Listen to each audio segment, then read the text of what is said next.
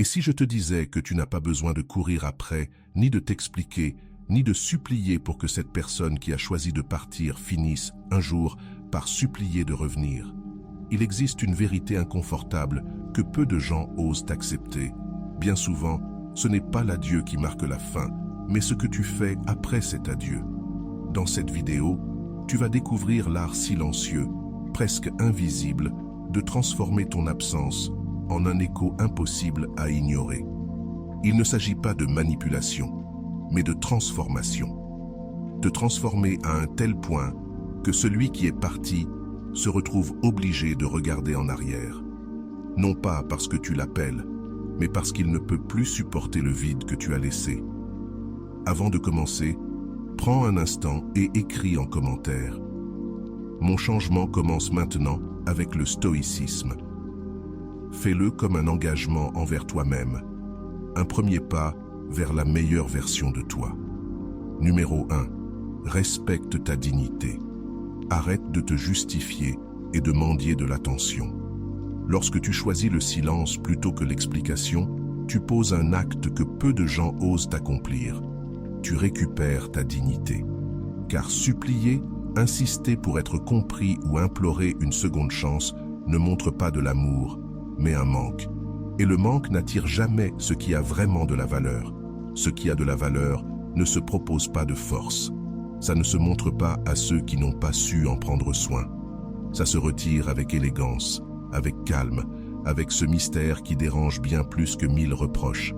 Chaque fois que tu essaies de prouver ta valeur à quelqu'un qui ne l'a pas vue, tu la diminues. Ce qui est rare ne se mendie pas, ça se rencontre une fois et ça se retient pour toujours. Celui qui est parti sans comprendre ce qu'il perdait n'a pas besoin de tes mots pour le réaliser. Il a besoin de ton absence. Une absence ferme.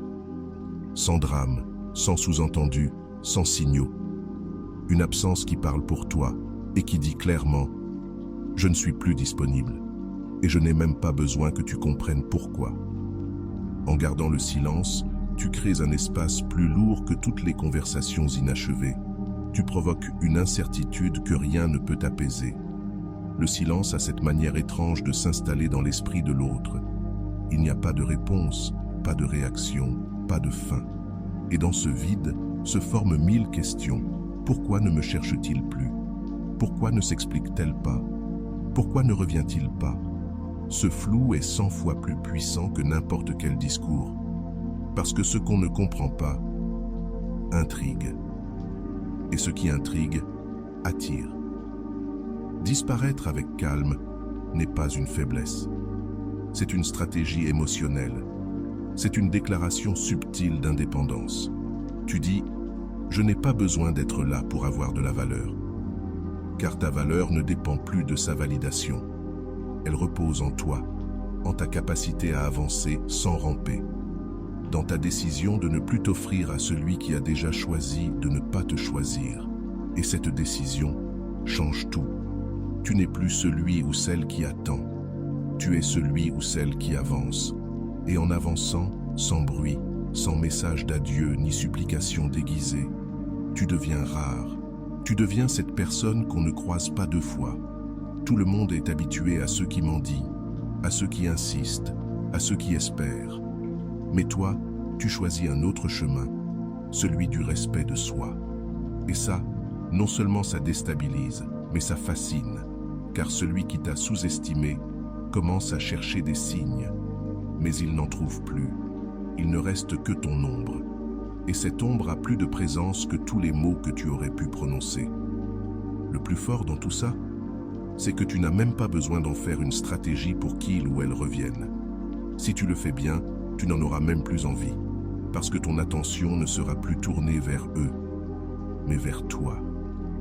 Te reconstruire sans attendre un regard. Te relever sans besoin d'applaudissements. Regarder devant sans scruter le passé en quête de compréhension. Car tu as compris. Celui qui ne t'a pas vu quand tu étais là ne mérite pas de savoir qui tu es devenu. Salut à tous ceux qui nous regardent depuis différentes parties du monde, à tous nos amis de la France, du Canada, de la Belgique, de la Côte d'Ivoire, du Cameroun, des États-Unis, du Maroc, de l'Île-de-France, d'Algérie, d'Haïti, du Togo et bien sûr, au reste de nos frères et sœurs. Bienvenue sur Vision Stoïcienne. C'est toujours un plaisir de me connecter avec vous en partageant des idées profondes issues du vaste monde. N'oubliez pas de cliquer sur « J'aime », de partager cette vidéo avec vos proches, de vous abonner à notre chaîne et d'activer la cloche de notification pour rester informé de nos contenus les plus récents. Chaque geste compte pour nous aider à faire grandir cette communauté dédiée à la sagesse et à l'épanouissement. L'absence, quand elle a un but, n'est pas une punition par fierté. C'est une preuve d'amour-propre. C'est se dire face au miroir, je n'ai pas à supplier pour être aimé, je dois me respecter pour être libre. Et quand tu te respectes, tu deviens inaccessible à tout ce qui te consumait auparavant. Tu n'es plus à la portée de ceux qui ne t'ont pas protégé. Tu n'es plus cette option facile, toujours disponible. Tu deviens cette énigme que personne ne parvient à déchiffrer. Et que, pour cette raison même, on ne parvient pas à oublier. Numéro 2. Le mépris, bien utilisé, est un mécanisme de défense émotionnelle. Ce n'est pas de la cruauté, mais de l'intelligence émotionnelle. Comprendre que tu ne peux pas continuer à laisser l'accès libre à ceux qui ne savent pas en prendre soin. Ce n'est pas de la vengeance, ni un châtiment. C'est de l'autoprotection. Certaines personnes n'apprennent pas avec les mots, mais avec la distance. Et quand tu leur retires l'accès à toi, à ton énergie, à ta présence, c'est là qu'elles réalisent ce qu'elles avaient.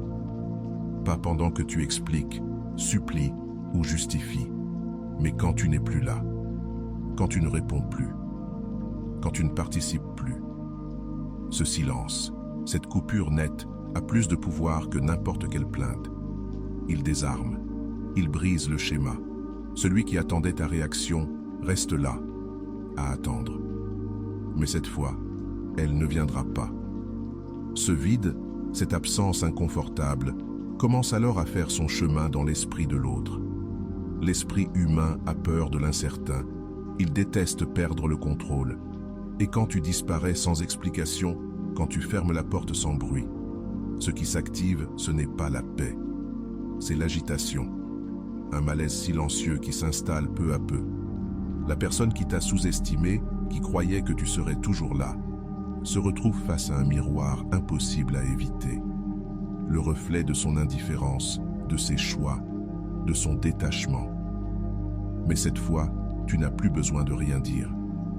Le mépris silencieux parle pour toi. Et ce qu'il dit est simple. Tu n'es plus invité dans mon monde. Pas par colère, mais par respect de soi. Parce que celui qui ne t'a pas protégé ne mérite ni explication, ni nouvelle chance déguisée en compréhension. Lorsque tu décides de ne plus donner ton énergie, tu traces une ligne entre ce que tu étais et ce que tu es devenu. Avant, tu réagissais. Maintenant, tu observes. Avant, tu suppliais. Maintenant, tu choisis. Avant, tu cherchais des réponses. Maintenant, tu te les donnes toi-même, en partant. Et ça change tout. Le pouvoir change de camp. Il n'est plus entre leurs mains, il est dans les tiennes. C'est toi qui choisis qui entre, qui reste et qui ne mérite plus l'accès. Et cette décision ne se prend pas avec haine, elle se prend avec sagesse. C'est là que l'autre commence à vivre une sensation inconnue, la perte sans adieu, le choc de ne pas avoir eu le dernier mot. Et ce choc est profond, parce qu'il n'y a rien de plus fort que de réaliser qu'on ne peut plus accéder à ce qu'on considérait comme acquis. Ce regret n'apparaît pas parce que tu l'exiges, il vient parce que tu le provoques en disparaissant. Et quand le doute s'installe, quand la certitude de ta présence devient mystère, tout ce que tu donnais sans valeur devient précieux. Et la beauté de ce mépris, c'est qu'il n'a pas besoin d'être froid ou cruel. C'est juste une limite, un stop silencieux, une façon de fermer les cycles avec dignité. Car au fond, celui qui part sans blesser, mais sans revenir non plus, laisse une trace bien plus marquante que celui qui reste à se plaindre. C'est la différence entre une réaction émotionnelle et une décision consciente. Ton pouvoir ne réside pas dans le fait de les faire revenir.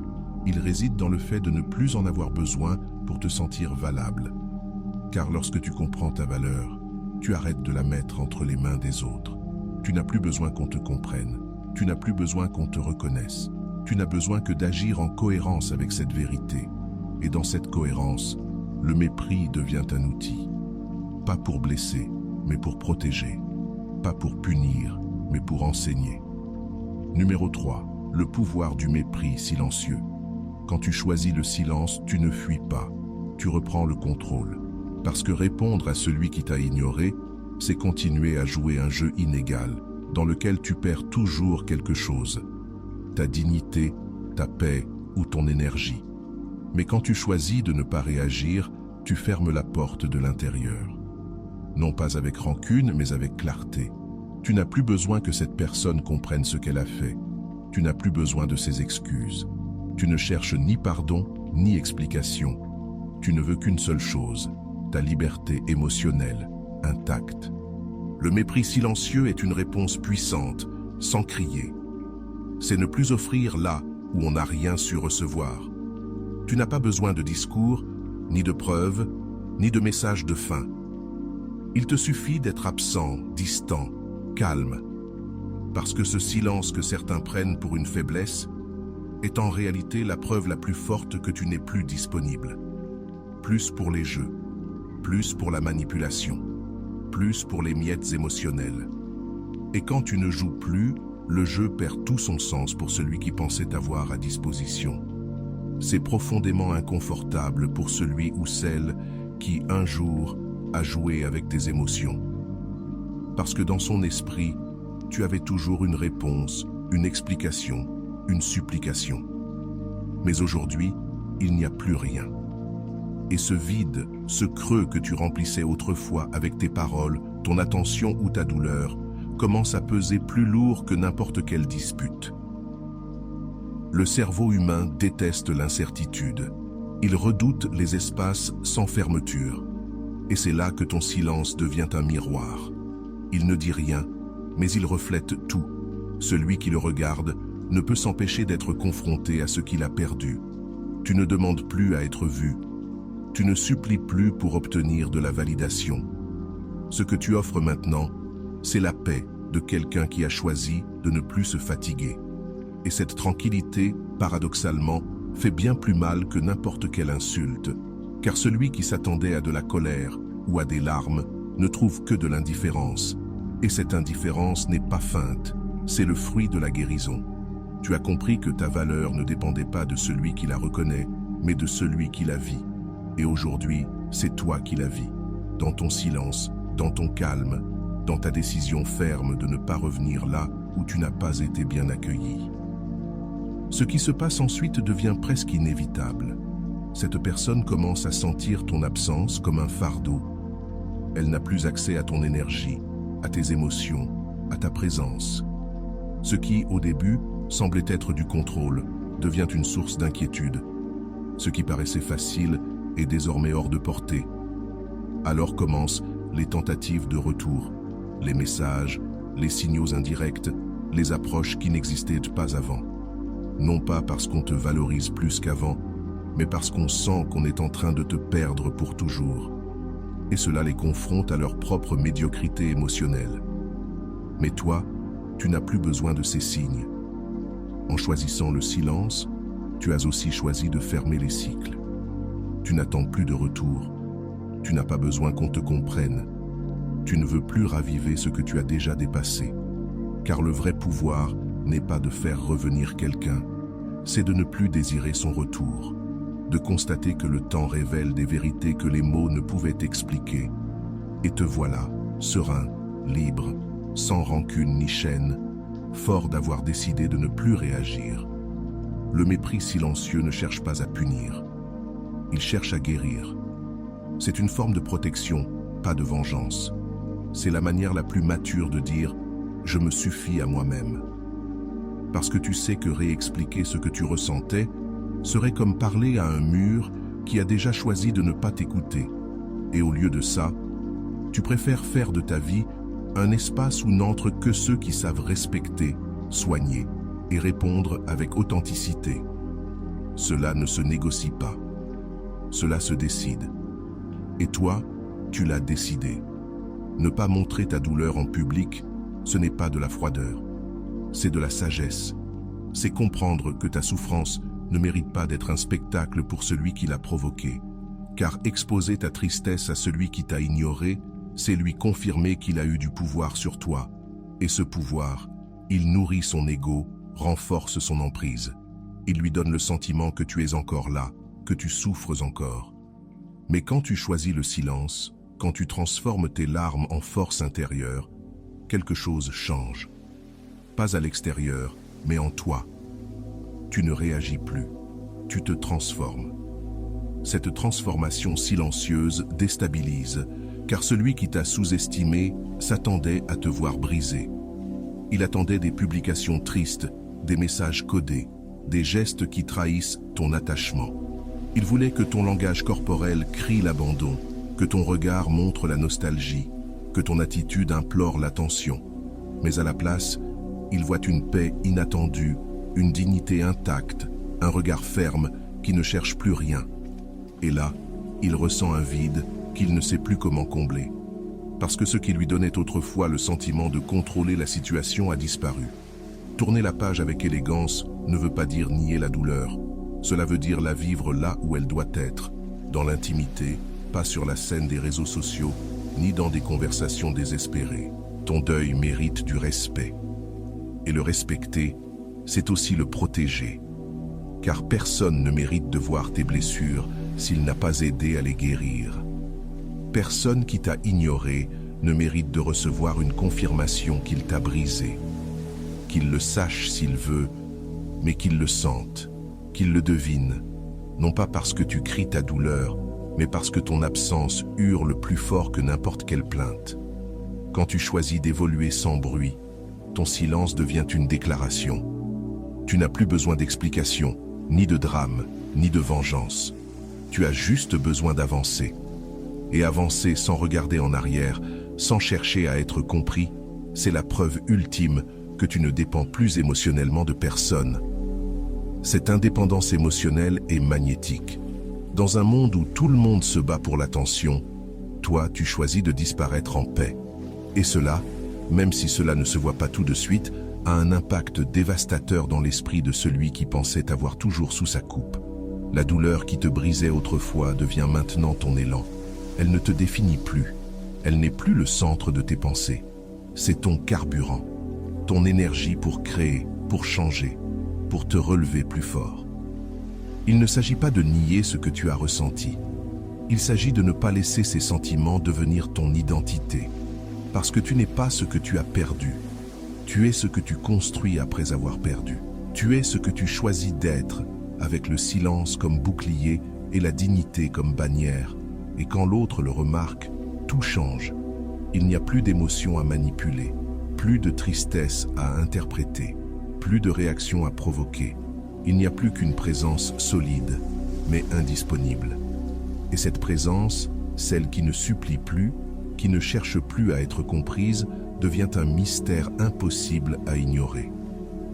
Alors commence le malaise, le doute, l'envie de savoir ce qu'il t'est arrivé. Mais toi, tu n'es plus là pour donner des réponses. Tu es trop occupé à vivre. Ce changement d'attitude ne te dérange pas toi. Il dérange l'autre. Parce que voir quelqu'un qu'on croyait brisé marcher droit, sans chercher ton regard, c'est un choc de réalité. Voir que tu ne parles plus de lui, que tu n'as plus besoin de lui, que tu as transformé la douleur en force, le désarme. Il attendait des regrets, mais il trouve de l'évolution. Il attendait des signes de manque, mais il voit de la plénitude. Il attendait de la culpabilité, mais il découvre de la paix. Et c'est là que tout se renverse. Ce n'est plus toi qui poursuis. C'est toi qui avances, sans jamais te retourner. Parce que ton silence n'est plus un vide, c'est une décision. Ta froideur n'est pas du mépris, c'est de l'autoprotection. Ton calme n'est pas de l'indifférence, c'est de la sagesse. Et cette version de toi, celle qui ne cherche pas à être vue mais qui se fait remarquer, celle qui ne demande rien mais change tout, c'est celle qui laisse une empreinte, celle qui bouleverse le jeu sans jamais bouger une pièce. Ce que l'autre ressent maintenant, C'est un mélange d'un profond désir pour ce qu'il a perdu, d'un confort face à l'impossibilité de te récupérer, et de peur. Peur que tu ne sois plus jamais prêt à regarder en arrière.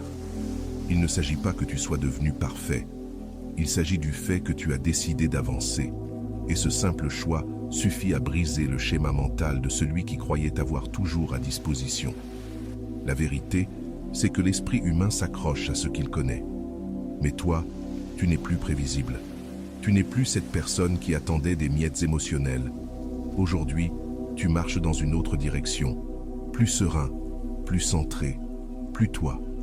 Et c'est ça ce qui frappe vraiment, te voir fort dans le silence, stable, sans dépendance. Cela a bien plus d'impact que tous les discours, car tu n'essaies plus de prouver quoi que ce soit, tu vis. Et ce vivre, authentique, libre, mature, devient un miroir permanent pour l'autre. Il se demande « Pourquoi je ne l'ai pas vu? Pourquoi je ne l'ai pas protégé? Pourquoi maintenant j'ai l'impression de l'avoir perdu à jamais ?» Pendant que ces questions le consument, toi, tu te consacres à toi-même, à ta croissance, à ton bien-être. Et le plus paradoxal dans tout ça, c'est que cet effet ne demande aucun contact. Il n'y a pas besoin de parler, de se revoir, de se dire quoi que ce soit. Car lorsque quelqu'un commence à comparer la version qu'il a quittée avec celle qu'il voit aujourd'hui, même de loin, ce qu'il ressent, c'est un vide. Mais pas un vide physique, un vide émotionnel. Celui que tu as imposé en décidant de ne plus être disponible. Et pour quelqu'un qui avait accès total à toi, c'est dévastateur. Ce vide émotionnel devient un signal d'alarme pour ceux qui vivent encore dans l'immaturité. Parce que celui qui évolue devient un reflet inconfortable pour celui qui stagne. En devenant ce reflet, tu éveilles bien plus que la nostalgie. Tu éveilles la conscience, tu éveilles la culpabilité, tu réveilles ce « et si j'avais agi autrement ». Mais il est déjà trop tard, car toi, tu n'attends plus de réponse, tu vis les tiennes. Une transformation authentique crée toujours un choc émotionnel. Quand tu changes vraiment, tu n'as pas besoin de le dire. Ta présence le dit pour toi. Ta façon de marcher, de regarder, de parler, de garder le silence. Tu n'es plus cette personne qui suppliait pour un peu d'attention, ni celle qui cherchait à justifier sa valeur auprès de quelqu'un qui ne savait pas la voir. Aujourd'hui, tu avances avec calme, avec assurance, avec une sérénité désarmante. Et ce changement-là, cette transformation qui ne se limite pas à l'apparence, mais qui vient de l'intérieur, crée une gêne inévitable chez celui qui t'a pris pour acquis. Ce qui était simple à deviner devient un mystère. Ce qui était facile à ignorer devient inoubliable. La vraie transformation ne se voit pas, elle se ressent. C'est cette énergie que tu dégages quand tu ne réagis plus pareil, quand tu ne réponds plus aux provocations, quand tu n'as plus besoin de prouver quoi que ce soit.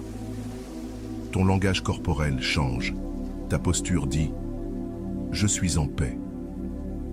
Tes yeux ne cherchent plus l'approbation, ils regardent avec clarté. Tes mots ne sont plus des justifications, ce sont des affirmations discrètes de sécurité intérieure. Et pour celui qui t'a sous-estimé, c'est comme se regarder dans un miroir gênant. Là où il attendait de la faiblesse, il voit de la force. Là où il attendait de la dépendance, il voit de la liberté. Ce genre de changement crée un vrai choc émotionnel. Le cerveau de l'autre ne sait pas comment gérer ça. Il y a un décalage, une dissonance cognitive. Il ne peut plus te prédire, ni te manipuler, ni te garder à disposition. Il ne peut plus te décoder. Et cette confusion déclenche de l'anxiété. Le pire, c'est qu'il ne peut même plus participer au jeu. Toi, tu n'as plus besoin de vengeance ni de reconnaissance. Ton évolution parle plus fort que n'importe quelle explication. Ce qui fait mal, ce n'est pas seulement ton absence, c'est ton évolution. Parce que lorsque quelqu'un revient en pensant te retrouver pareil, mais qu'il tombe sur quelqu'un de totalement différent, c'est là que le véritable regret commence. Pas parce que tu le réclames, mais parce que la réalité parle d'elle-même. Cette nouvelle version de toi devient une présence troublante, un mystère qu'on ne peut ni toucher, ni ignorer, ni contrôler. Cette transformation silencieuse est magnétique. Elle n'a pas besoin de crier pour attirer. Elle ne cherche pas à briller, mais elle ne passe jamais inaperçue. C'est le fruit d'une guérison profonde, d'un apprentissage de la solitude sans vide, d'un renoncement à l'envie d'être choisi. Et pour celui qui détenait tout le pouvoir, c'est déroutant, car il ne fait plus face au même terrain émotionnel. Tout a changé, et il le sent. Il le ressent dans l'inconfort de ne plus savoir comment t'approcher, dans l'insécurité de penser que tu es désormais au-dessus, dans le doute constant. Ai-je encore une place dans sa vie? Et toi, depuis ta nouvelle position, tu ne ressens plus le besoin de regarder en arrière. Car il ne s'agit pas de faire souffrir l'autre, il s'agit de te sentir bien, de comprendre que tu n'as plus à mendier de l'amour, là où on ne t'a offert que de la confusion. Ton évolution n'a pas à prouver quoi que ce soit. Elle est ton cadeau, ta reconstruction. Et depuis ce silence solide, tu rayonnes une force qui se fait sentir, même sans prononcer un seul mot. Parfois, le meilleur adieu n'est pas une conversation non terminée. C'est une transformation si profonde qu'elle rend tout retour impossible. Parce que l'autre, en te revoyant, ne saura plus comment te parler, quoi te dire, comment se positionner. Pourquoi? Parce que tu t'es détaché de cette version brisée qui cherchait à s'adapter à ce qui n'était pas fait pour toi. Tu es devenu quelqu'un de nouveau, quelqu'un de solide, quelqu'un qui inspire le respect sans l'imposer, quelqu'un qui n'a plus besoin d'être compris, parce que sa paix intérieure est suffisante. Sans couper complètement le lien, mais en y pensant juste ce qu'il faut, tu changes subtilement ton attitude. Et lorsque l'autre commence à remarquer ce changement, quelque chose s'active en lui. Tu n'es plus cette présence constante et prévisible. Tu deviens imprévisible. Et l'imprévisibilité, c'est de l'émotion, de l'adrénaline émotionnelle. C'est le carburant de l'attraction durable. Ce qui se répète sans variation devient une routine. Mais ce qui apparaît et disparaît avec intelligence devient un besoin. Et toi, en maîtrisant ta présence avec subtilité, tu deviens cela, un besoin que l'on ne peut pas facilement combler. Ce qu'il y a de plus puissant, c'est que toi aussi, tu changes. Tu ne dépends plus de son attention pour te sentir valable. Tu apprends à apprécier tes silences, à te reconnecter avec toi-même, à trouver du plaisir dans le fait de ne plus tout donner. Et depuis cet espace intérieur, tu projettes une énergie plus forte, plus stable, plus attirante. Car celui qui maîtrise sa présence maîtrise sa valeur. Et celui qui maîtrise sa valeur ne mendie plus jamais d'affection. Numéro 8. Contrôler le langage corporel et l'attitude. Ton corps parle, même lorsque tu choisis de te taire. Chaque geste, chaque posture, chaque silence corporel émet un message plus fort que n'importe quel mot. Quand tu apprends à dominer ce langage non-verbal, tu découvres que tu n'as plus besoin d'expliquer quoi que ce soit. Ta simple présence transmet exactement qui tu es et ce que tu as décidé de ne plus tolérer. Un dos droit, un regard ferme, une respiration calme et posée. Tout cela en dit plus que 1000 discours émotionnels. C'est cela, l'essence du pouvoir silencieux. Être en contrôle sans imposer, sans se justifier. Quand quelqu'un qui t'a ignoré te revoit et réalise que tu n'es plus le même, non pas parce que tu le dis, mais parce que tu le projettes, quelque chose se brise dans sa perception. Il ne voit plus la personne qu'il s'attendait à voir. Il s'attendait à de l'inconfort, un regard fuyant, du stress, peut-être même un peu d'anxiété. Mais à la place, il trouve de la paix. Une paix qui s'impose, qui ne cherche pas l'approbation, qui n'attend rien. Et cette énergie déstabilise. Car celui qui se contrôle lui-même désarme toujours celui qui cherchait à le contrôler. Ton langage corporel n'a pas besoin d'être agressif pour être puissant. Il suffit qu'il soit cohérent, que ta posture ne supplie pas, que tes gestes ne tremblent pas, que ta voix reste stable, et cette stabilité ne se simule pas. Elle vient d'un travail intérieur, du feu que tu as traversé. Tu n'as plus besoin de crier que tu as changé. Tu le montres, tu l'incarnes. Tu habites ton corps avec une dignité que personne ne peut contester. Un regard serein suffit à dire « Tu ne m'affectes plus ». Pas avec haine, mais avec maturité.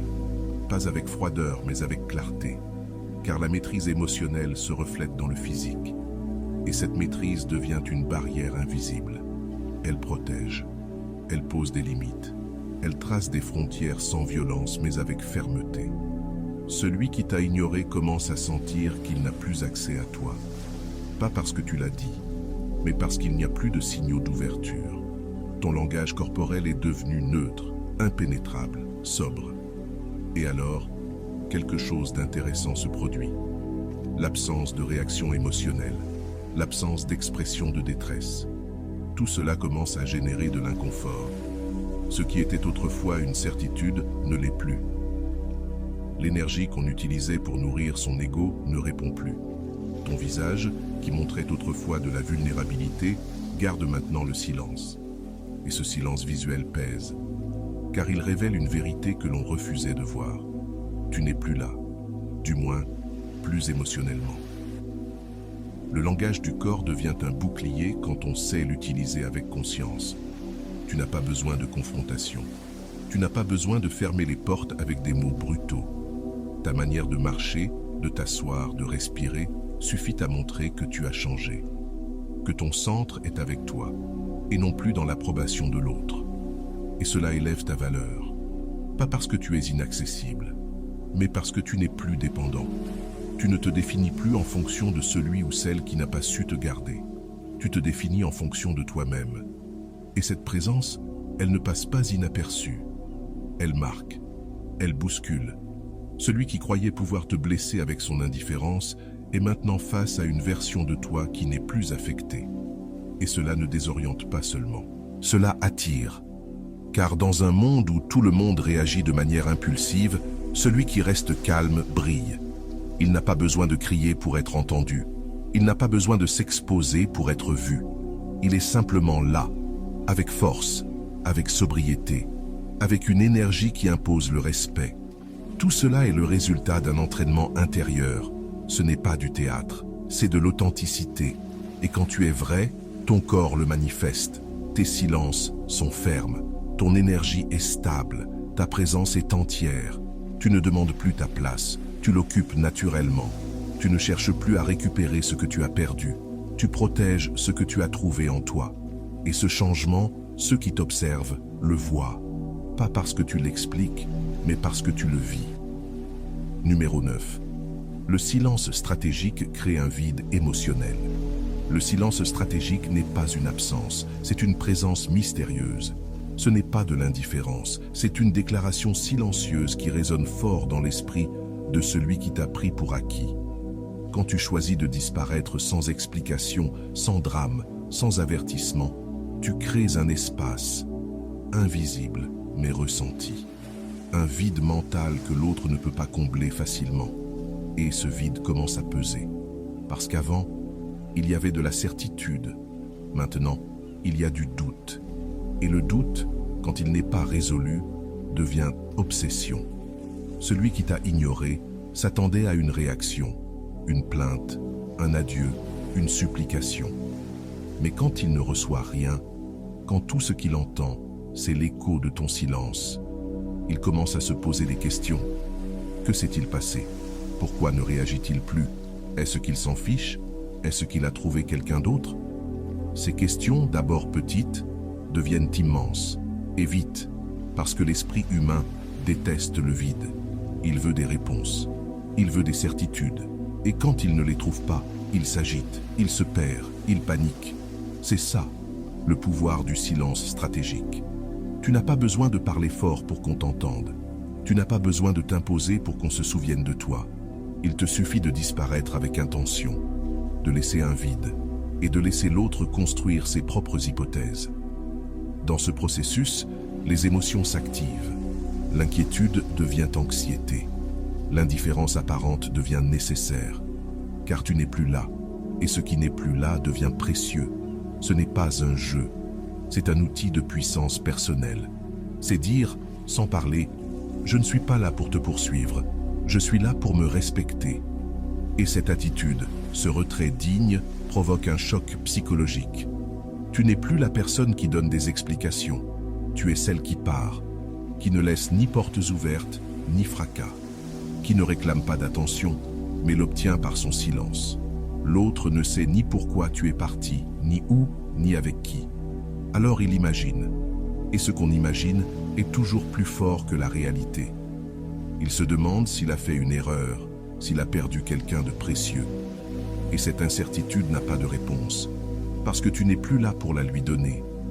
Et quand la paix dépend de toi, mais que tu n'es plus disponible pour l'offrir, celui qui la cherche commence à te poursuivre, pas physiquement, mais mentalement, dans ses pensées, dans son besoin inconscient de retrouver ce qu'il a perdu. Ce vide que tu as laissé devient une source de valeur psychologique, car ce qui est rare prend de la valeur. Ce qui a disparu devient lumineux, nostalgique, inestimable. Tu ne dis plus « regarde-moi », tu dis « cherche-moi si tu peux ». Et tu ne le dis pas avec des mots, tu le dis avec ton absence, ta distance, ta disparition sereine. Pas comme une punition, mais comme une perte. Et le plus frappant, c'est que tout cela se produit sans que tu ne bouges un doigt, sans écrire un message, sans appeler, sans demander. Parce que ta force ne réside plus dans ce que tu fais, mais dans ce que tu ne fais plus, dans ce que tu retires, dans ce que tu gardes pour toi. Et quand tu maintiens cette décision avec fermeté, toute la dynamique change. Tu n'es plus celui qui attend, tu es celle qui est partie et qui a laissé une empreinte. Lorsqu'une personne ressent ce vide, elle ne peut s'empêcher de revenir mentalement, encore et encore, à l'endroit où elle fut heureuse, et d'où tu es ensuite parti. Parce que le silence n'est pas seulement inconfortable, il est aussi puissant. Il fait penser, il fait sentir, il fait se souvenir. Et celui qui se croyait sûr de t'avoir commence maintenant à se demander s'il peut encore te retrouver. Ce changement de perspective est brutal, car il ne s'agit plus de savoir si toi tu veux revenir, mais si l'autre sera capable de t'atteindre.